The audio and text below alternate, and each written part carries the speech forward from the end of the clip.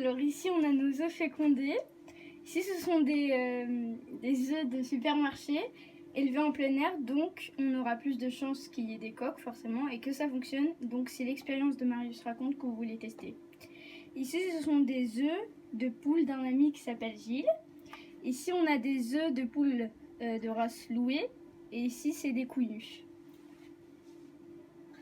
Alors ici, on a un tableau pour se repérer dans le temps durant les 21 jours. Donc là, il y a toutes les dates. Donc on va contrôler chaque matin et soir l'hygrométrie, la température et on va retourner les œufs. Durant les 3 derniers jours, on va augmenter l'hygrométrie et ne plus retourner les œufs. Donc là, on a fait évoluer la couveuse.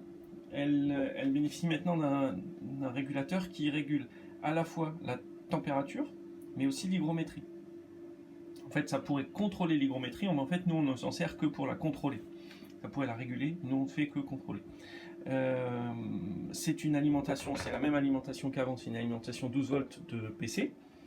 Et on a des relais qui font 10 ampères, donc on peut tout à fait contrôler 2 grosses ampoules pour chauffer la couveuse.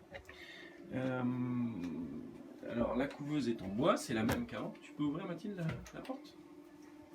On a fait une béquille, hop, tac, qui est automatique.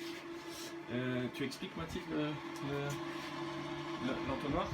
Alors l'entonnoir est relié à un tuyau de cuivre qui descend jusqu'à un bac où il y a des cailloux et un grillage pour pas que les poussins se noient lors de l'éclosion. C'est pour qu'ils puissent boire. Aussi.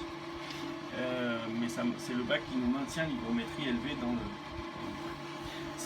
Ce thermomètre là, c'est le thermomètre de contrôle qui nous permet d'étalonner, c'est un thermomètre au mercure assez ancien qui permet d'étalonner le dispositif électronique.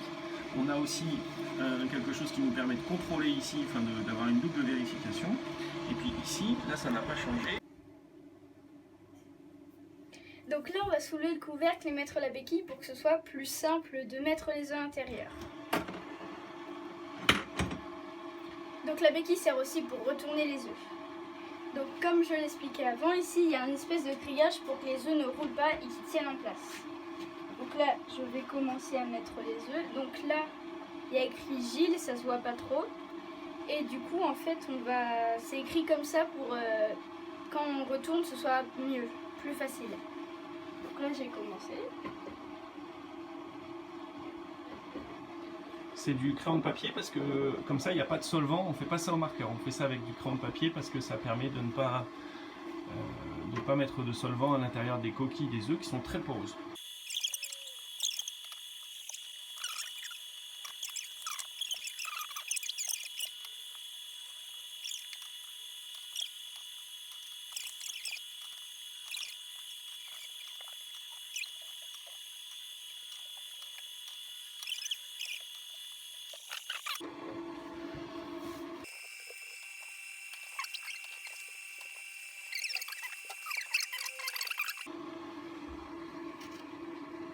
Voilà. Et dans quelques jours, au bout de 5 jours, on va mirer les œufs et ceux qui seront clairs, eh ben on les mettra de côté et puis on réorganisera un peu tout ça.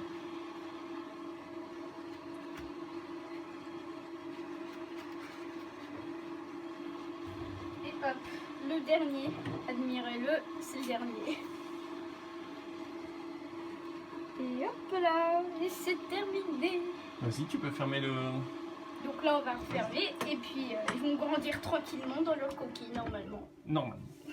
Rendez-vous dans 5 jours pour le Mirage.